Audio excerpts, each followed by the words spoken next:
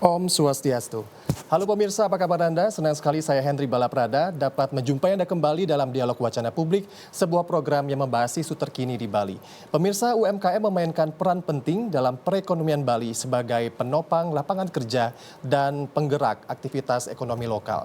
Dalam peningkatan kapasitas UMKM untuk terus masuk ke pasar ekspor, tentunya berbagai upaya telah dilakukan, mulai dari perbaikan mutu produk, standarisasi kemasan, hingga storytelling budaya sehingga membuka peluang yang lebih besar untuk bisa menambah poin plus dan devisa daerah. Namun dari sektor UMKM ini masih terdapat beberapa kendala struktural seperti misalnya keterbatasan akses pembiayaan, rantai pasok yang belum efisien, serta persoalan mengenai regulasi ekspor yang harus diatasi saat ini sehingga pelaku UMKM dapat tembus ke pasar internasional. Untuk membahas mengenai UMKM, ekspor dan pertumbuhan ekonomi ini, kami telah mengundang beberapa narasumber. Yang pertama adalah Muhammad Mufti Arkan, Kepala Kantor Wilayah Ditjen Pembendaharaan Provinsi Bali. Pak Mufti, apa kabar? Baik. Terima kasih sudah datang di Wacana Publik. Sama-sama. Telah hadir bersama kami juga Iwan Kurniawan, Kabid Fasilitas Kepabeanan dan Cukai Bali, NTB dan NTT. Pak Iwan, apa kabar? Baik. Sama-sama juga, terima kasih sudah datang ke Wacana Publik. Dan terakhir, telah bergabung bersama kami, Komang Melia Diana Putri Pratiwi SH, pelaku UMKM. Mbak Melia, kabarnya juga sehat ya? Sehat. Baik, Bapak Ibu, terima kasih sudah datang di Wacana Publik dan kita ke topik. Tapi izinkan saya ke Pak Mufti dulu nih. Sebelum kita membahas lebih detail lagi, Pak Mufti, apa sebenarnya fungsi dan peran daripada APBN dan APBD? Karena berkaitan langsung dengan pertumbuhan ekonomi dan bersentuhan langsung juga dengan UMKM dan ekspor itu sendiri. Terima kasih, Bu Hendri. Yang pertama saya mengucapkan bersama kekasih pergi ke Uluwatu, lanjut Tanjung Benoa. Terima kasih atas waktu dan kesempatannya. Baik. Karena juga merasa sangat, saya baru pertama kali ke TVRI ini, ternyata makan sarapan ketupat, minumnya kopi hangat. Apa itu, Pak? TVRI hebat, membuat saya semangat. Wah, luar biasa. Tepuk tangan dulu buat kita semua, Pak. Terkait dengan APBN, fungsinya sangat penting, Bu Hendri, bahwa APBN itu tidak hanya berkontribusi kepada pertumbuhan Bali, tapi juga menggerakkan ekonomi di Bali. Adapun besarannya bisa kami sampaikan bahwa besaran totalnya adalah untuk APBN di Bali itu ada 22,6 triliun. Jadi kalau kita bagi, jadi APBN ke Bali itu ada dua. Jadi yang pertama adalah yang digunakan untuk satuan kerja atau instansi-instansi yang ada di Bali. Tapi itu adalah instansi pemerintah pusat. Kemudian juga yang kedua adalah ditransfer ke Provinsi Bali maupun ke Kabupaten Kota Bali. Adapun besarannya dari 22,6 triliun tadi bahwa yang ke pusat adalah 10,65 triliun. Kemudian untuk yang ke transfer ke provinsi maupun ke kabupaten kota itu adalah 12,025 triliun. Totalnya 22 triliun sekian. Jadi perannya sangat besar untuk perekonomian di Bali maupun di Indonesia bagian lainnya. Baik, kalau misalnya ditransfer ke daerah seperti misalnya provinsi, kabupaten kota sebesar 22 miliar sekian ya, Pak Mufti ya. Kemudian ke triliun. Kemudian ke Pak Iwan, Bali sendiri sebagai destinasi pariwisata dunia saat ini di mana banyak sekali produk UMKM yang dibawa oleh wisatawan asing untuk dipasarkan kembali di negaranya. Kemudian apa kaitannya dengan pertumbuhan ekonomi di Bali saat ini yang terjadi? Terima kasih Mas Hendri untuk pertanyaannya. Jadi pertama kami sampaikan dulu tugas fungsi kami, Direktorat Jenderal Bea dan Cukai. Kebetulan di Provinsi Bali ada 3 kantor, yaitu kantor wilayah Direktorat Jenderal Bea dan Cukai Bali, Nusa Tenggara Barat dan Nusa Tenggara Timur. Kita membawa 3 provinsi. Untuk Provinsi Bali ada kantor pelayanan Bea dan Cukai Ngurah Rai dan kantor Bea Cukai Denpasar. Untuk pariwisata kita didukung dari pelayanan kami, pengawasan kami di kantor Bea Cukai Ngurah Rai di Denpasar, di Provinsi Bali. Jadi sangat penting sekali pariwisata yang bergerak bagus, naik untuk kegiatan perekonomian di Bali. Baik. Ini sangat kita dukung untuk pelayanannya khususnya di pelabuhan masuk atau bandara Ngurah Rai khususnya. Ya, gitu, tentunya Bea Cukai mendukung proses ekspor daripada produk-produk pelaku UMKM seperti itu ya. Kalau dari segi tantangannya sendiri, apa yang menjadi tantangan atau kendala terbesar yang dihadapi oleh Bea Cukai saat ini, Bapak, untuk pelaku UMKM sendiri di Bali? Pak Mufti mungkin bisa. Bea Cukai atau? Boleh Bea Cukai atau mungkin juga Pak Mufti dari sudut pandang perekonomian di Bali? Oh, tantangan atau di Bali? Oke, baik. sebagai gambaran Bu Hendri bahwa di Bali pertumbuhannya cukup impresif. Kemarin sahabat-sahabat kita dari BPS sudah merilis tingkat pertumbuhan di Bali. Baik. Jadi angkanya 5,88% itu sangat tinggi ya, kemudian juga di atas nasional. 5,04 di atas nasional. Dan kemudian juga indikator-indikator kondisi di Bali itu juga menunjukkan sesuatu yang sangat luar biasa. Jadi mulai neraca perdagangan juga positif secara kumulatif, kemudian juga tingkat kemiskinan yang cukup rendah, Gini rasio juga cukup rendah, kemudian juga tingkat hunian, hotel dan sebagainya yang sangat luar biasa. Jadi secara umum kondisi di Bali pertumbuhannya ekonomi cukup solid. Dan trennya positif ya untuk Sangat pertumbuhan positif. UMKM di Bali juga setiap tahunnya juga semakin meningkat ya Pak Mufti betul, ya. Betul, dari pertumbuhan tersebut porsi terbesar adalah yang menopang pertumbuhan adalah konsumsi masyarakat. Kemudian dari sisi sektor juga ada makanan minuman dan sebagainya itu sebagian besar disumbang dari UMKM. Baik, kita tanya dulu nih pelaku UMKM-nya. Mbak Melia yang paling muda di sini. Mbak Melia usahanya adalah CV Casa Ani. Itu produknya seperti apa ya dan keunggulannya apa yang diberikan kepada konsumen? Jadi CP Casa Ani ini perusahaan yang bergerak di bidang fashion. Specialty kami ada pada produk-produk dengan sentuhan tangan seperti sequin, rajutan, dan sulaman tangan yang hand embroidery. Kalau biasa dibilang. Kria ya jadinya iya, ya? Betul, local craft. Nah itu kita mampu untuk memenuhi produk-produk local craft yang mengglobal, pasar global.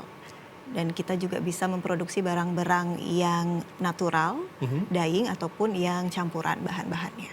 Baik, berarti CV Casa Ani ini memang sudah menyentuh pasar ekspor berarti. Ya, ada sudah. tantangan selama ini mungkin yang dirasakan selama melakukan proses ekspor?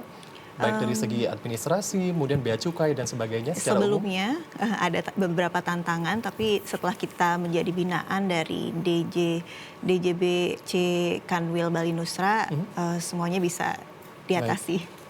Baik. Nah, bisa diatasi nih Pak untuk bea cukainya. Ya. Kemudahannya apa saja yang diberikan oleh fasilitas kepabeanan untuk mendukung teman-teman UMKM di Bali? Makasih Mas Hendri. Jadi kami bea cukai khusus untuk pendampingan, pemberdayaan UMKM, untuk Casa Ani misalnya ini, kita melakukan pendampingan dari awal bagaimana melakukan ekspor, kegiatan ekspor, bagaimana memberi kemudahan kepada pengusaha untuk dari produksi sampai berkegiatan untuk ekspornya. Ya. Jadi alhamdulillah Casa Ani udah berjalan sekitar berapa tahun ya Bu Imel ya? 2016 sampai sekarang alhamdulillah sudah bisa ekspor. Berarti bisa kita simpulkan daya saingnya sangat tinggi berarti pelaku UMKM yang ada di Bali untuk memasarkan produk-produk unggulannya kepada baik di lokal maupun di nasional dan juga mancanegara, karena banyak sekali mungkin wisatawan asing atau mungkin konsumen di luar sana yang sudah mulai kenal dengan produk-produk UMKM dari Mbak Melia atau juga pelaku UMKM yang lainnya. Artinya Pak Mufti ini kan berarti pertumbuhan ekonomi kian hari kian meningkat, apalagi pasca pandemi yang memaksa Bali harus bangkit kembali. Untuk menanggapi hal tersebut seperti apa kira-kira yang akan dihadapi beberapa tahun ke depan? Karena kan trennya positif ini seperti pernyataan Pak Mufti tadi. Baik, jadi kalau kita tadi sudah sampaikan juga oleh Hendri bahwa problem utama UMKM adalah terutama masalah akses pembiayaan. Kemudian juga yang kedua tadi disampaikan tentang logistik. Kemudian juga yang ketiga setelah pembiayaan adalah marketing. Baik. Bagaimana jadi Pak Presiden mengatakan dua utama tadi ya. Bahwa yang pertama adalah akses pembiayaan, yang kedua adalah marketing ya, cara memasarkannya. Sehingga pemerintah ini hadir di sini untuk menopang UMKM. Kita tahu persis bahwa kontribusi UMKM ke dalam PDRB nasional itu 60%. Kalau Bali bahkan menurut beberapa perkiraan itu sampai 70% untuk pertumbuhan. Sehingga betul-betul pemerintah harus hadir di sana. Nah, salah satu pemerintah supaya kemudian UMKM itu bisa terfasilitasi dari akses pembiayaan, kita ada banyak sekali program. Di antaranya adalah KUR ya, kredit usaha rakyat itu cukup besar di Bali itu sampai totalnya adalah sampai sebentar kami cek datanya itu dari 10 triliun itu sudah dikucurkan untuk di Bali itu 8,98 triliun. Jadi sudah sekitar 85% lebih ya. Dan itu Bali menempati posisi yang cukup strategis karena kalau dari sisi jumlah uang yang digelontorkan untuk UMKM itu kita nomor 6 di seluruh Indonesia. Cukup besar ya Pak ya? Cukup besar, dan kalau misalkan kita bandingkan dari debiturnya, nasional juga kita nomor 7. Jadi cukup solid bagaimana pemerintah mendukung UMKM di Bali. Baik, Pak Mufti sempat membahas mengenai akses pembiayaan yang ternyata saat ini memang aksesnya cukup besar untuk bisa dijangkau oleh pelaku UMKM. Kita akan masih membahas mengenai apa kaitan antara UMKM, ekspor dan juga pertumbuhan ekonomi yang terjadi di Bali hingga beberapa tahun ke depan. Kita akan membahasnya kembali di Wacana Publik setelah jeda pariwara berikut ini.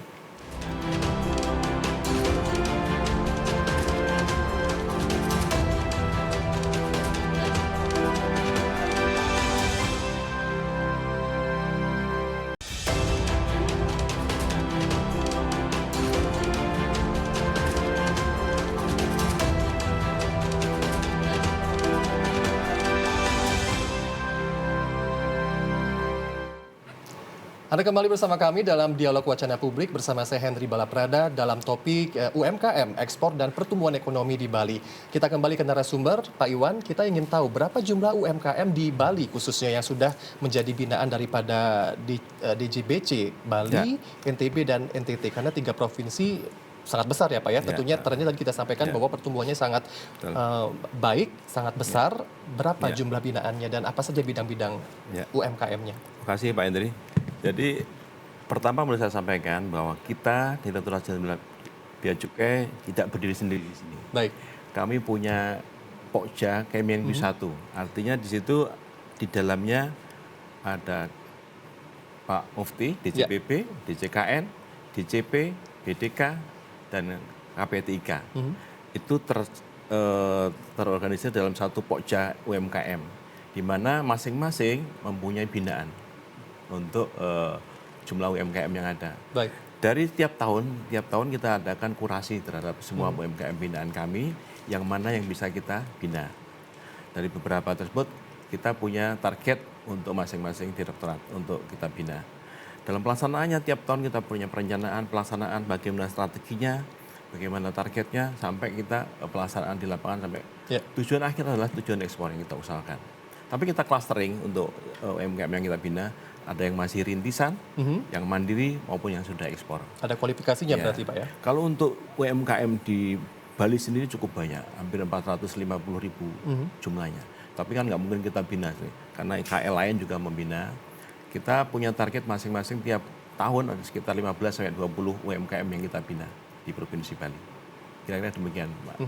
Tapi tentunya di awal kita sampaikan bahwa tujuan daripada membantu pelaku UMKM baik di Bali, NTB, NTT adalah meningkatkan nilai ekspor dan pertumbuhan ekonomi di masing-masing daerah, khususnya di Bali. Apakah Bea Cukai juga melakukan seleksi terhadap UMKM yang dibina? Ya. Prosesnya seperti apa kira-kira? Pasti Pak Iwan. Jadi tadi tahap pertama adalah kurasi tadi. Kita semua Kemenq 1 melakukan kurasi siapa saja yang bisa kita bina. Jadi kita klaster lagi nanti masuk rintisan, mandiri maupun yang bisa ekspor. Jadi kita betul-betul targeting yang mana yang bisa kita lakukan terhadap masing-masing UMKM tersebut.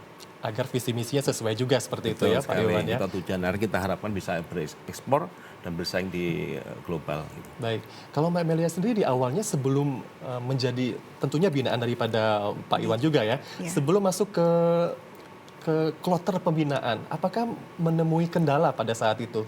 Dan apa before afternya mungkin setelah dibina, apa yang manfaat positif yang dirasakan? Untuk kendala tidak ada. Sejauh ini setelah saya menjadi binaan DJBC Kanwil Bali Nusra, itu pertama saya dapat informasi-informasi yang mungkin saya terskip ya, nggak tahu sebelumnya. Seperti contohnya pembuatan PEB, terus ada beberapa fasilitas-fasilitas yang ternyata harusnya bisa saya manfaatkan. Akhirnya dibantu juga sama teman-teman rekan-rekan Kanwil untuk dicarikanlah fasilitas yang relevan dengan bisnis yang sedang saya kerjakan, seperti itu. Media sumber informasinya itu waktu itu dapatnya dari mana Mbak? Apakah memang secara mandiri mencari informasinya atau memang dapat rekomendasi? Sepertinya dapat rekomendasi ya. Baik. Waktu itu langsung ada yang menghubungi, terus ya langsung diinfokan apa bisa dikunjungi dan akhirnya kita diskusi di sana. Dan akhirnya bisa jadi binaan. Ya, sebelum ke Pak Mufti, saya tanya dulu nih, Mbak Melia kan selaku pelaku UMKM yang merasakan langsung bagaimana mencari peruntungan melalui bisnis kria UMKM. Kemudian juga sudah tembus ke pasar ekspor. Sebelum ke ekspor tentunya juga ada pasar lokal dan Nusantara seperti itu ya. Nah, apa yang menjadi tujuan utama waktu itu? Apakah memang saya ingin terjun ke pasar internasional ekspor adalah untuk semata-mata mendapatkan keuntungan bisnis atau memang membangun suatu paradigma pikiran bahwa ini juga membantu pemasukan bagi devisa daerah? Iya, pertama kenapa alasan kita ingin ekspor? Ya. Karena kita punya beberapa pengrajin yang kami Baik. punya itu sangat skillnya lumayan di bagian local craft, dan orang-orang di luar negeri itu lebih mengapresiasi barang-barang yang ada sentuhan sulaman tangan. Dan kita tidak hanya untungan semata ya, jadi saya ingin membawa local craft yang kita bisa produksi itu ke pasar global, yang mana bisa lebih dihargai lagi, dan mereka untuk pengrajin-pengrajin yang kami punya, jadi dia tidak menyerah, maksudnya tidak berhenti di sana, malah dia lebih lagi meningkatkan skill yang dia punya di bagian ya sulaman tangan yang lebih keunikan kriya. Ya, karena sudah masuk ke ranah ekspor, otomatis tuntutan akan upgrade daripada skill dan juga produk harus dilakukan setiap saat ya. Iya, betul. Baik, Pak Mufti, tadi disampaikan bahwa Bali ini punya potensi selain pariwisatanya adalah sektor UMKM, di mana sektor UMKM ini juga sering sekali mengambil nilai-nilai kearifan lokal yang dimasukkan ke produk-produk untuk dikenalkan kepada wisatawan baik domestik maupun mancanegara karena berkaitan dengan ekspor. Secara regional, apakah Bali ini punya nilai jual lagi ya selain pariwisata, UMKM dan nilai-nilai kearifan lokal yang bisa menambah pendapatan devisa melalui ekspor? Baik, ya. Yang pertama bahwa kita juga sering mendengar bahwa tantangan di Bali adalah ada dua yang utama. Yang pertama adalah tantangan sektor, di mana sektor pariwisata menjadi backbone utama, kemudian sektor lain ketinggalan. Kemudian yang kedua adalah bagaimana tantangan untuk disparitas antar wilayah utara selatan, sehingga itu kemudian pemerintah hadir di sana. Nah, terkait dengan UMKM tadi, pemerintah hadir sebagai gambaran, Pak Hendri, kami berikan bahwa kita juga untuk ketimpangan sektor tadi, pariwisata non pariwisata, kita memberikan memang seperti kredit kur katakanlah ya, itu porsi terbesar memang masih 30 sekian persen itu adalah dari perdagangan besar. Akan tapi untuk sektor pertanian ini sudah mulai naik kreditnya. Jadi dulunya di bawah 20%, sekarang sudah di atas 20%, bahkan 22%, sehingga kemudian kita bisa memberikan porsi yang cukup besar bagi bagi UMKM di Bali. Kemudian juga kenapa kemudian ekspor menjadi sangat penting, karena itu akan memberikan tidak hanya devisa, tapi juga nanti akan memberikan kontribusi ke pertumbuhan yang cukup besar. Menurut saya tantangan yang paling besar bagi UMKM di Bali, bagaimana kemudian UMKM itu naik kelas. Naik kelas itu sebenarnya harus jelas kategorinya. Apakah kemudian dari mikro menjadi kecil, dari kecil menjadi menengah. Kemudian juga tantangan berikutnya apakah kemudian dari lokal saja kemudian dia bisa menjadi internasional. Itu juga merupakan naik kelas. Sehingga kemudian juga kalau dari sisi kur, bagaimana dia bisa menjadi graduasi. Graduasi artinya ketika kur kan disubsidi oleh pemerintah. Misalkan bunga bank itu 13%, maka UMKM hanya dapat 6%. Sisanya 13 kurangi 6 itu ditanggung oleh pemerintah. Nah itu kalau bisa naik kelas. Jadi UMKM nanti berikutnya tidak memanfaatkan kur tapi juga bisa memanfaatkan bunga yang konvensional sehingga menjadi jatah bagi yang lain. Nah tantangan berikutnya adalah menurut saya di Bali untuk ekspor ke luar negeri memang sekitar mungkin 20-30% ke Amerika Serikat nih, ke Amerika Serikat. Sedangkan kita tahu persis di bulan April Presiden Trump itu mengumumkan tarif 32%, yang kemudian dinegosiasi menjadi 19%. Itu menurut saya juga tantangan bagaimana kemudian nanti harganya kan pasti akan naik, sehingga permintaan akan menjadi turun. Nah potensinya selain tadi bahwa di Bali ini salah satu dari yang dicari oleh luar negeri, dari konsumen luar negeri, Eropa, Amerika, dan sebagainya adalah bagaimana kemudian mereka yang pertama adalah pro terhadap lingkungan, yang kedua adalah ada nilai cerita di produknya. Misalkan katakanlah kain dari geringsing, atau kemudian misalkan suatu produk ini diambil dari barang bekas, ini diambil dari adat ini dan sebagainya, itu potensial sekali di Bali karena Bali sangat kaya dengan nilai-nilai budaya dan juga sangat kaya dengan kearifan lokal dan juga sangat pro terhadap lingkungan. Ya, artinya sesuai memang dengan Trihita Karana. Ya. Betul sekali. Produk UMKM di Bali ini terkenal akan storytelling-nya, Storytelling, kemudian juga sustainability, produk-produk yang berkelanjutan ya, Pak Mufti ya. Nah, tentunya DJPB dan juga Bea Cukai bermain dengan data secara kuantitatif karena mengetahui perkembangannya, progresnya dari angka tahun ke tahun seperti itu. Kalau dari pelaku UMKM-nya mungkin ini Pak Iwan kan banyak juga pastinya, walaupun sudah banyak pelaku UMKM yang sudah dibina oleh Bea Cukai, tentunya banyak juga rekan-rekan yang mereka masih stuck dengan bisnis UMKM-nya. Agar bisa dibina oleh Pak Iwan dan juga tim tentunya perlu kualifikasi tertentu. Di lapangan sendiri apa yang menjadi penyebab mereka susah untuk masuk ke pasar ekspor, Pak Iwan? Ya, ada beberapa kendala yang dihadapi teman-teman dari UMKM ini. Pertama masalah kemampuan marketingnya. Jadi ini juga kita lakukan juga pelatihan juga untuk digital marketing kepada teman-teman bagaimana memasarkan produknya ke global. Yang kedua masalah pembiayaan, tadi sudah sampaikan Pak Mufti bahwa pembiayaan bisa dibantu dengan KUR, non-KUR maupun penjaminan UMKM. Ya, ini hal-hal tersebut menjadi tantangan buat kita untuk memajukan lagi. Sebenarnya ada satu hal yang penting lagi yang perlu kita tadi sampaikan mengenai naik kelas ya Pak ya. Jadi kalau sekarang mungkin klasternya UMKM, kita harapkan bisa naik lagi nanti dengan memanfaatkan fasilitas kita yang lain. Kita punya KTIKM, artinya yang lebih luas lagi, lebih besar lagi permodalannya. Kita dorong untuk tujuan ekspor memang. Tapi masih untuk pelaku UMKM Pak? UMKM tetap Pak. Kita IKM lebih tinggi lagi. Lebih tinggi lagi, kelasnya berbeda seperti itu.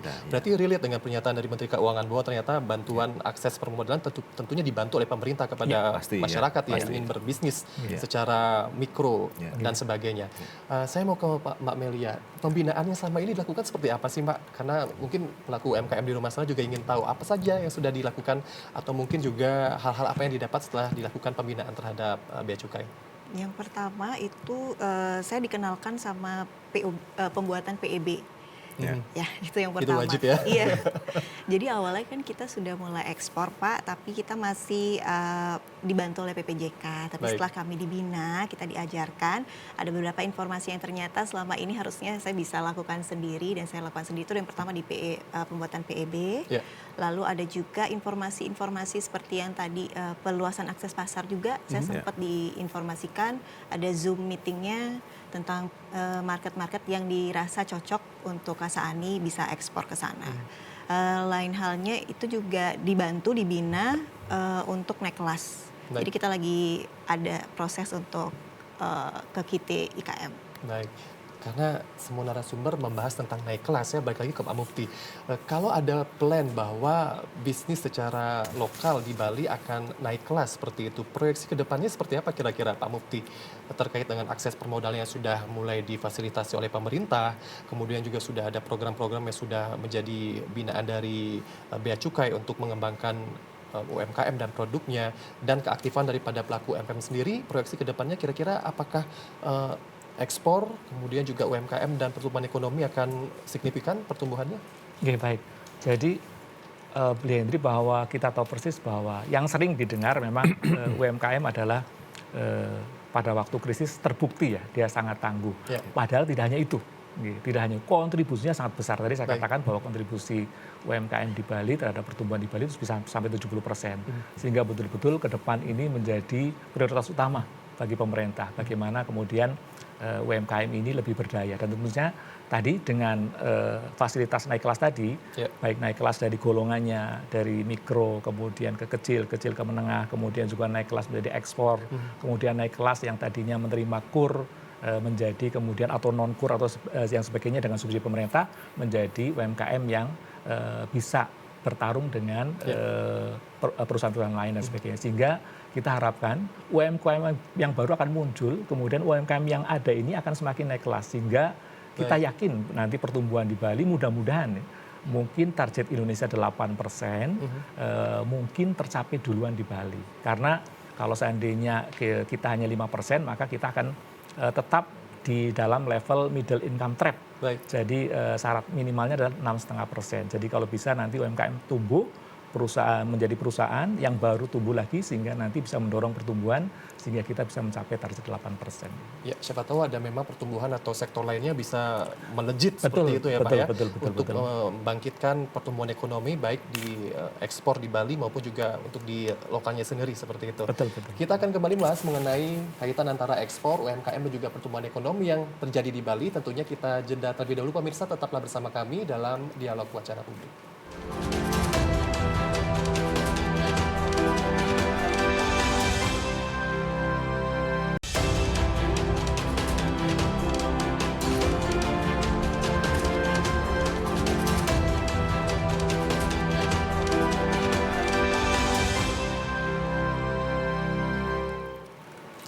Terima kasih Anda masih bersama kami dalam Dialog Wacana Publik dan kita membahas mengenai UMKM, ekspor dan pertumbuhan ekonomi di Bali. Kita kembali ke narasumber yang sudah memberikan beberapa argumentasi yang luar biasa di segmen-segmen sebelumnya. Ke Pak Mufti kembali kita membahas mengenai strategis program strategis yang dimiliki oleh pemerintah mungkin untuk menjangkau pelaku UMKM agar bisa lebih berkembang lagi.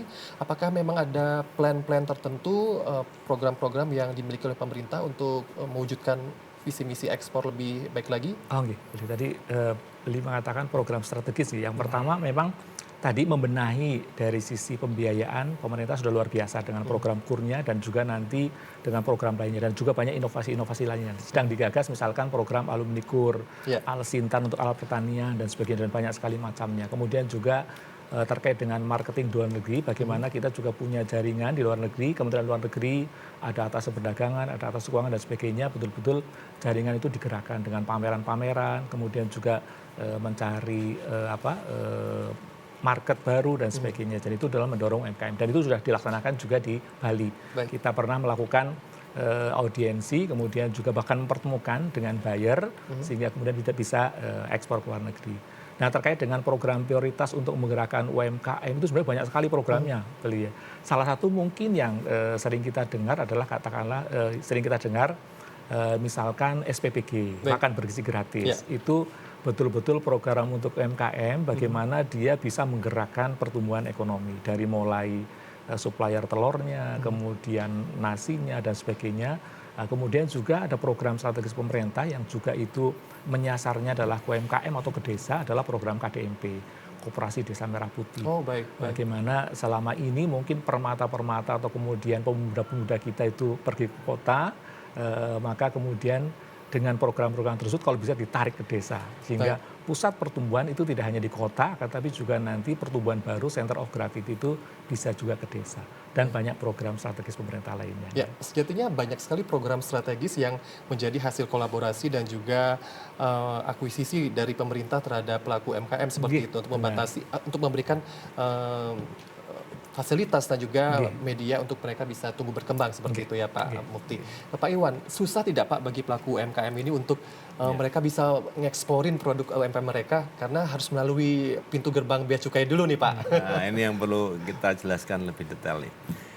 Ini Mas Hendri, jadi untuk proses pelayanan kepabeanan ekspor sangat mudah sekali sebenarnya. Mungkin nanti Mbak Imel bisa menyampaikan testimoninya.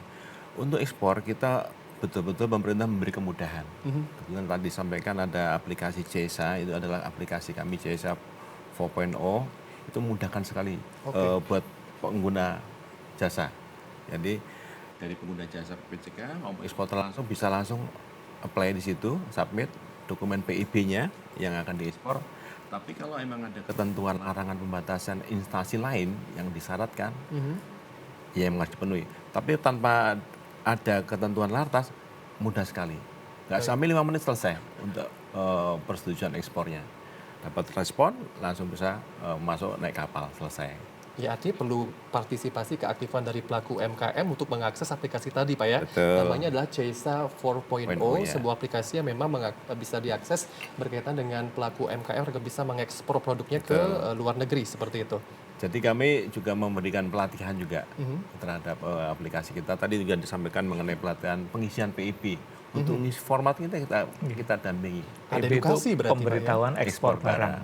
Ada dokumen formalnya dan secara itu komputerized. Dan itu syarat utama harus punya PIB dulu sebelum bisa mengekspor produknya. Ya, harus mengisi PIB-nya dulu dalam suatu aplikasi CESA 4.0. Langsung akses ke kantor kami, kita langsung respon. Baik. Tanpa harus berhubungan dengan kami secara online. Secara online ya Pak ya? Baik, tanpa biaya sebesar itu. Baik, free, gratis ya. Ada pembinaan, tidak dilepas begitu saja ya. Jika ada kendala yang dirasakan oleh Anda sebagai pelaku UMKM untuk mengekspor produk-produknya, bisa mengakses aplikasinya. Tapi ini kalau misalnya kita lihat ranah tujuan negara ekspornya produk UMKM di Bali ini paling besar kemana ya Pak? Kebetulan UMKM di Bali banyakkan adalah kerajinan ya, karena memang kita andalan di Bali memang kerajinan, kebanyakan ke Amerika maupun Eropa. Terbesar pasar terbesarnya. Tetap masih nomor satu Amerika atau Eropa. Baik, Mbak Melia, tadi informasi mengenai ikut menjadi binaan daripada Kepabeanan Cukai juga adalah melalui rekomendasi seperti itu. Di samping memang perlu keaktifan dari Mbak Melia sendiri sebagai pelaku UMKM. Tadi sempat punya aplikasi CESA 4.0 juga, ya? Iya, karena kan Itu seperti kami apa, Mbak? ekspor. Jadi awalnya benar yang tadi diinfokan bahwa kita harus aktif. Karena saya juga dikenalkan tentang PEB ini karena saya aktif mau datang ke sana gitu. Untuk main-main, untuk pengen dibina. Jadi kita datang langsung ke Bea Cukai dan diajarkanlah kenapa kita penting untuk buat PEB sendiri. Di situ untuk fitur dari CESA sendiri, CESA 4.0 ini sangat mudah, sangat friendly. Jadi saya pertama kali diajarin, besoknya saya udah bisa buat PEB sendiri. Luar biasa. Jadi setelah saya diajarin, saya ajarin lagi staff dan udah bisa sendiri lagi. Jadi sangat mudah. Kalaupun saya ada kendala-kendala, di situ gampang juga untuk diatasi karena semuanya online. Jadi saya tidak perlu lagi ke Bea Cukai. Jadi efisien sekali sih. Nah, Mbak Melia kan selaku pelaku UMKM, apakah ada komunitas antar pelaku UMKM untuk memberikan informasi terkait dengan kemudahan mengekspor barang melalui Bea Cukai seperti itu? Iya ada. Kita memang di zaman-zaman sekarang ini saya lebih banyak untuk dapat informasi itu di komunitas. Jadi di sana di komunitas mungkin ada informasi dan ternyata teman-teman saya juga yang banyak pelaku UMKM yang ekspor, mereka masih terkendala untuk buat PEB sendiri karena takut untuk ribetnya. Jadi mereka merasa, aduh saya takut nanti ribet, udah dibantu PPJK aja. Tapi karena saya udah jadi binaan, terus saya dengan percaya diri bilang kayak nggak seribet itu karena CESA benar-benar mudah digunakan. Jadi artinya, tidak ada yang tidak seperti yang dibayangkan keribetannya karena memang semuanya dimudahkan, semuanya transparan, informasi semuanya sudah ada di laman-laman internet yang benar ya gitu linknya. Ya artinya juga Bea Cukai memang akses secara digitalisasi sudah dilakukan sehingga mempermudah pelaku UMKM atau masyarakat untuk mendaftarkan produk-produknya melalui berbagai kriteria yang sudah ditetapkan.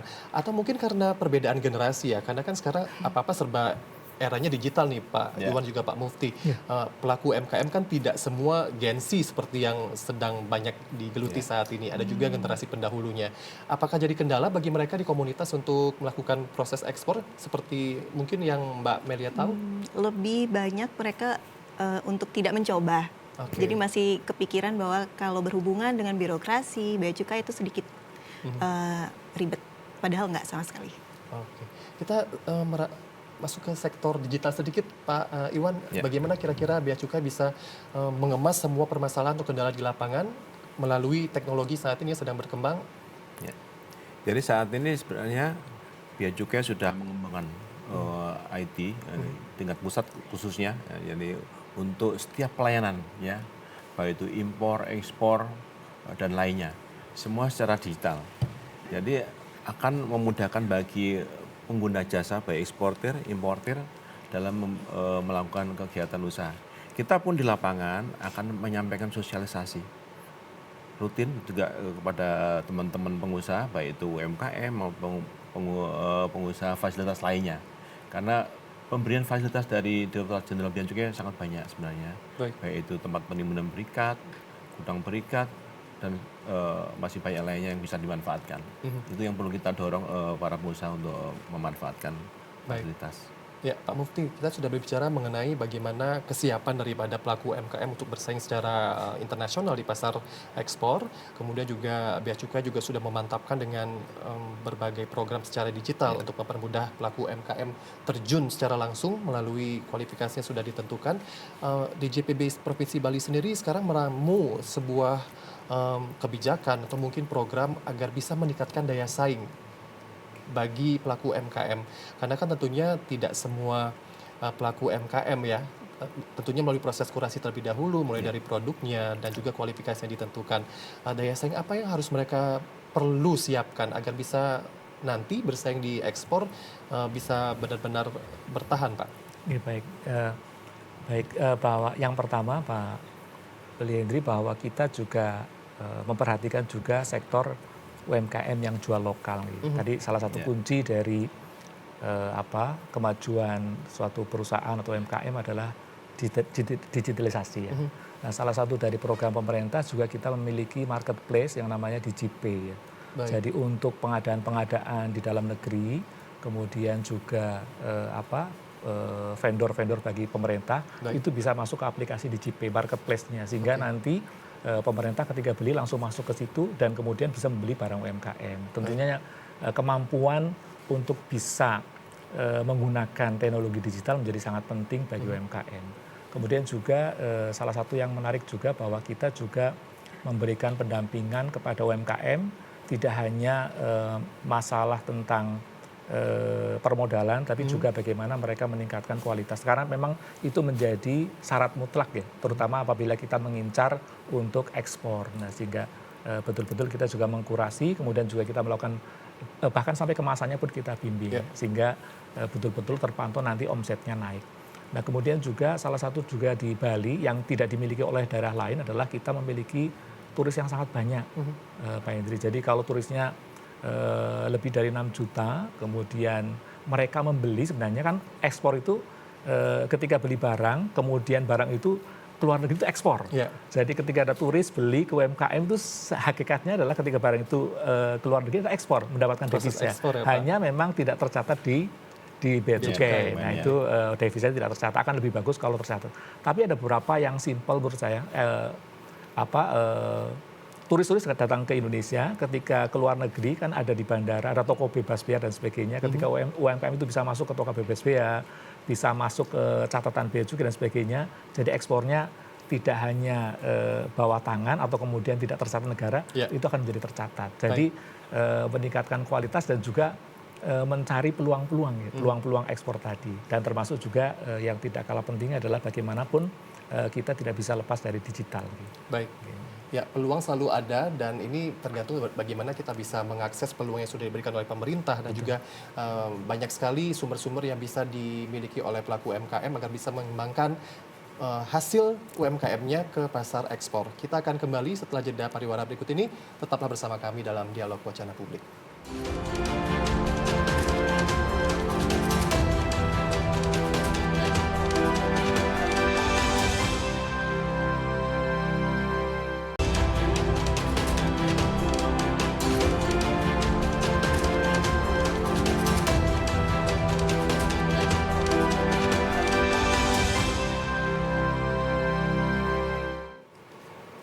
Ya, pemirsa, Bali tidak hanya bisa naik kelas dengan daya tarik wisata yang dimiliki, tetapi juga bisa dengan UMKM dan juga nilai ekspor yang bisa dikembangkan setiap tahunnya terhadap berbagai produk yang memang diincar oleh wisatawan asing.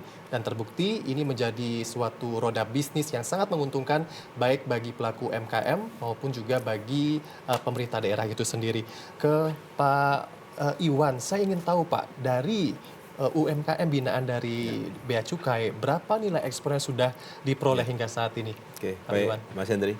Jadi untuk Kemenkes 1 untuk pemberdayaan UMKM di Provinsi Bali, kita tahun ini melakukan pembinaan untuk 13 totalnya UMKM yang ada di Provinsi Bali. Tidak semuanya ekspor, sebagian aja yang ada 7 UMKM yang melakukan ekspor yang saat tahun ini. Nilainya sekitar 3,9 miliar untuk UMKM. Jadi untuk yang belum ekspor, kita dorong terus untuk melakukan perluasan pasar dengan salah satunya untuk tujuan ekspor. Ya, tentunya Bea Cukai juga selalu membuka peluang pintu yang sangat lebar bagi pelaku UMKM untuk bisa masuk ke binaan Bea Cukai dan berproses secara ekspor untuk menambahkan devisa daerah dan juga keuntungan bisnis bagi pelaku UMKM itu sendiri. Jadi nggak hanya Bea Cukai aja Mas Hendri, kita punya Kemenkes 1 untuk pemberdayaan UMKM maju namanya. Baik. Jadi Direktorat Jenderal Bea Cukai, DJPP, DCP, Pajak, DJKN, semua kita berkolaborasi. Baik, ada kolaborasi yang utuh di dalamnya yang bisa juga Anda sentuh melalui partisipasi Anda melalui berbagai program yang dimiliki oleh pemerintah dan juga tadi Bea Cukai yang sudah disampaikan oleh Pak Iwan. Ke Pak Mufti, tadi di segmen sebelumnya kita sempat membahas mengenai KUR Pak sebagai salah satu akses penyediaan modal bagi pelaku UMKM dan kita sempat membahasnya tidak secara terperinci tadi. Nah, saya akan menanyakan kembali secara detail KUR itu seperti apa yang bisa diperoleh oleh masyarakat karena tentunya banyak sekali pelaku UMKM yang mereka masih terbatas akan akses permodalan, tapi punya keberanian, nggak berani nih Pak untuk maju mencari modalnya itu sendiri. Kemudian pemerintah mengeluarkan KUR kepada pelaku UMKM. Apa yang bisa diharapkan dari program ini? Baik. Jadi tadi bahwa KUR itu hanya salah satu dari banyak program pemerintah dan jumlahnya cukup besar di Bali. Tadi kami sampaikan bahwa total kredit penyaluran itu ada 8,98 triliun. Kemudian juga jumlah debitur di Bali ada 114.603 orang. Kemudian juga kalau dari lihat skemanya memang yang paling menarik adalah KUR kecil antara 10 sampai 100 juta. Itu menarik banyak sekali debitur yang meminjam di sana. Kemudian juga kalau kita lihat komposisinya ini juga menarik. Misalkan kalau dari sisi jumlah rupiah yang disalurkan, itu memang Denpasar itu masih paling tinggi nilai rupiahnya, yaitu 1,48 triliun. Akan tapi yang menarik adalah untuk jumlah debiturnya itu justru dari Buleleng. Jadi kemudian juga Buleleng, kemudian juga Gianyar dan sebagainya yang selama ini mungkin kita selalu memandangnya adalah Badung, Denpasar dan sebagainya, ternyata di Buleleng cukup, sehingga ini mudah-mudahan bisa sedikit mengatasi tantangan disparitas sektor maupun wilayah. Kemudian juga ada banyak sekali juga program yang lain seperti misalkan kredit alat mesin dan pertanian Alsintan, salah satu yang menarik di Bali kemarin pembelian mesin penggilingan padi. Itu ya. Mesin penggilingan padi itu bisa kreditnya bisa sampai 2 miliar, kemudian dibelikan penggilingan padi, setelah penggilingan padi tersebut mendapatkan mesin baru, produknya menjadi jauh lebih banyak dan lebih bagus. Nah, mesin yang lama itu diserahkan kepada kelompok petani, sehingga itu sangat luar biasa manfaatnya. Kemudian juga banyak sekali sebenarnya seperti tadi ya, contohnya adalah bagaimana kita tetap sustainable, kemudian green, environment dan sebagainya. Itu juga ada dari pemerintah sebenarnya kredit dari PPDLH dengan jaminan pohon. Pohonnya nggak boleh ditebang, dan itu mendapatkan kredit dari pemerintah.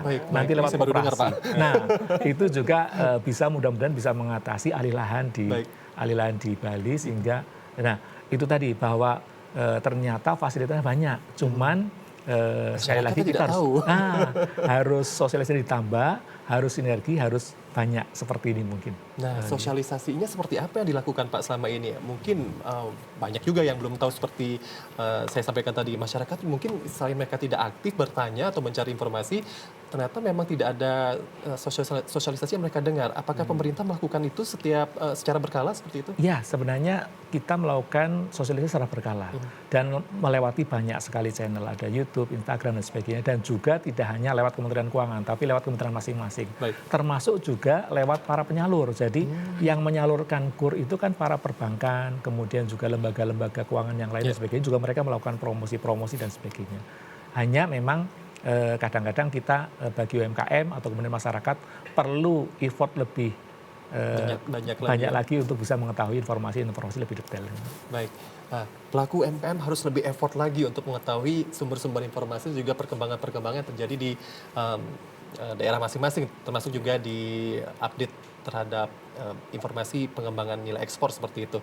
Kalau Mbak Melia sendiri, strategi apa yang dilakukan di UMKM-nya untuk meningkatkan kualitas atau standar produk yang diekspor? Karena kan tidak main-main ya, produk yang diekspor berarti ada SOP tertentu yang dijalankan, kemudian juga ada quality control yang harus dimantapkan lagi.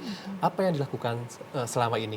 Sejauh ini yang kami lakukan adalah mencari tahu dulu standar operasional yang tepat untuk Kasani. Contohnya ini kan kita local craft, banyak dari sulaman tangan, dan itu kita feedbacknya kita minta tolong customer untuk selalu memberikan feedback dari feedback yang mereka infokan ke kami. Di situ kita buatkan SOP yang tepat, yang cocok untuk bisa terus masuk ke pasarnya mereka. Jadi SOP setiap perusahaan kan akan berbeda-beda. Jadi untuk tahu SOP yang tepat itu, kita strateginya lebih terbuka lagi untuk customer untuk terus memberikan kami feedback apa yang terbaik agar kami bisa lebih baik lagi untuk tembus pasar global.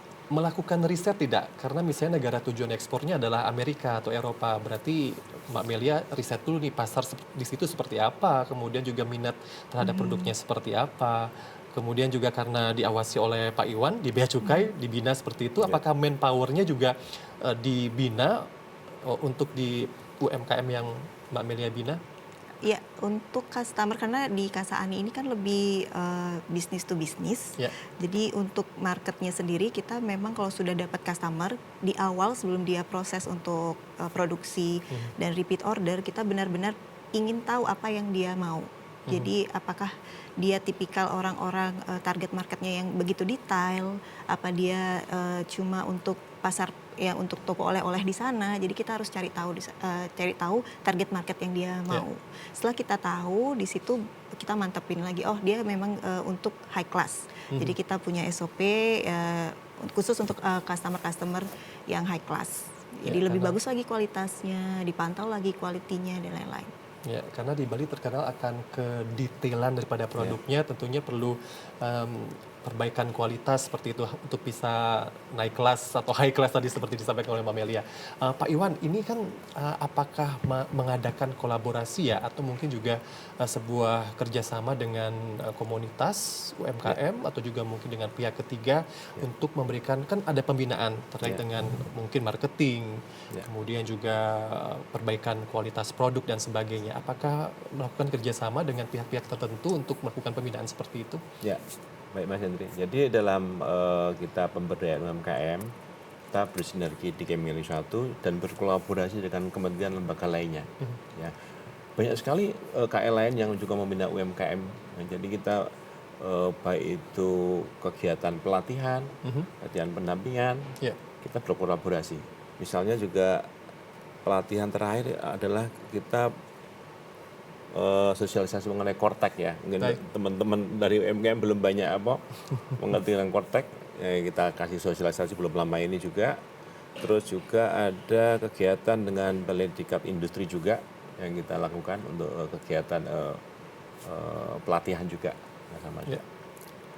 Dalam hal ini kita sama-sama mendorong UMKM melalui digitalisasi dan globalisasi untuk semakin maju. Ya. Karena sudah go digital tentunya ada kerjasama dengan akademisi dan juga pakar IT ya Pak ya untuk mendukung program tersebut. Nah kalau di Bea Cukai ada kualifikasi untuk menentukan kurasi dan sebagainya Pak Mufti. Kalau di DJPB sendiri apakah ada pemetaan ya? Karena misalnya tadi disampaikan dari datanya ternyata warga di daerah Buleleng dan Gianyar mereka banyak memanfaatkan KUR untuk mengembangkan UMKM mereka. Apakah dari tim Bapak sendiri ada pemetaan tersendiri khususnya untuk distribusi pendanaan ini bagi daerah-daerah tertentu atau pelaku UMKM tertentu? Iya betul, kami melakukan pemetaan secara periodik bersama-sama dengan Pemda, bersama-sama dengan perbankan, kemudian juga instansi yang lain, kemudian turun ke masing-masing UMKM dan juga kita mencari potensi-potensi kira-kira apa yang akan didapatkan. Betul, kami melakukan mapping dan profiling di seluruh Bali. Ada kendala sih Pak, karena kan pertumbuhan atau mungkin kemampuan masing-masing daerah di Bali ini kan sangat bervariasi antara Denpasar, Badung, dan Tabanan dan daerah lainnya tentunya berbeda di masing-masing kabupaten kota. Apakah itu menjadi kendala untuk bisa memberikan program serupa? Iya, kendalanya sebenarnya tidak begitu besar ya untuk di Bali ya. Kendala akses dan sebagainya saya kira tidak begitu besar di Bali. Jadi sebenarnya yang menjadi kendala adalah kemampuan masyarakat sendiri dan sebagainya. Kemudian juga tadi informasi, ada beberapa hal terutama adalah masyarakat yang UMKM yang belum bankable, ya, artinya dia belum terjangkau perbankan, itu kadang-kadang menjadi kendala. Tapi pemerintah juga hadir di sana, jadi kami juga meluncurkan program namanya UMI ya, untuk mikro, kecil ya, yang betul-betul memang tidak dijangkau oleh perbankan.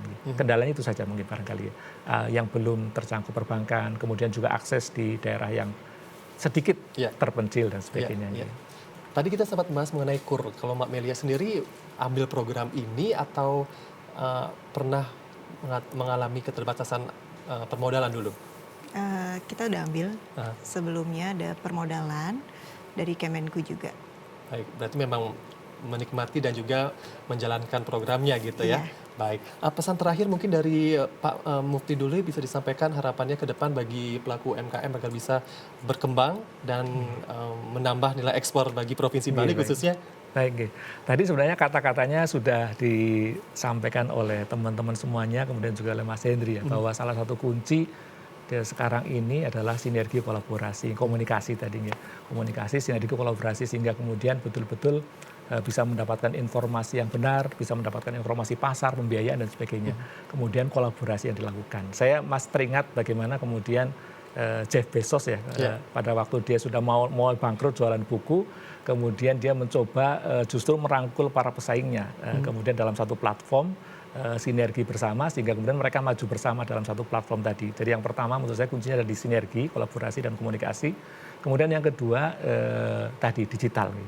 Sehingga UMKM itu betul-betul terus melakukan inovasi. Jadi kalau bisa tahapnya kan iterasi, bagaimana melakukan sesuatu yang lebih baik setiap harinya, produknya menjadi lebih baik. Kemudian inovasi kalau bisa juga disrupsi bahwa inovasinya itu bisa membuat usang sesuatu yang lain sehingga kemudian bisa mengalahkan pesaing-pesaing yang lain. Jadi kuncinya menurut saya kolaborasi, kemudian yang kedua adalah inovasi dengan digitalisasi. Baik, Pak Iwan mungkin bisa menambahkan? Ya, sedikit Closing statement. closing. Kita mengharapkan pelaku UMKM, nggak hanya UMKM sebenarnya pelaku usaha di Provinsi Bali bisa memanfaatkan fasilitas kepabeanan yang ada. Banyak sekali yang bisa dimanfaatkan sehingga produk atau usaha mereka sangat efisien dan mungkin nanti punya nilai jual lebih untuk kita bisa kembangkan lagi secara global. Baik, sedikit dari Mbak Melia terhadap pelaku UMKM secara ringkas pesannya seperti apa? Untuk teman-teman UMKM, jangan pernah takut untuk memulai ataupun aktif lagi untuk mencari informasi dan memanfaatkan fasilitas yang diberikan pemerintah. Baik, terima kasih Pak Mufti, Kepala Kantor Wilayah Ditjen Pemendaraan Provinsi Bali, Pak Iwan, Kabid Fasilitas Kepabeanan Cukai Bali, NTB NTT, dan Mbak Mela, pelaku UMKM sudah datang di Wacana Publik. Semoga bisa memberikan informasi yang sangat aktual, juga menginspirasi bagi pelaku UMKM untuk terus mengetahui berbagai perkembangan secara ekspor di Bali untuk meningkatkan dan mengembangkan UMKM-nya, termasuk juga menambah nilai ekspor dan devisa daerah di Provinsi Bali. Saya Henry Balaprada, mewakili kerabat kerja petugas, pamit undur diri. Terima kasih atas perhatian dan kebersamaan Anda, dan sampai jumpa. Om Santi Santi Santi Om.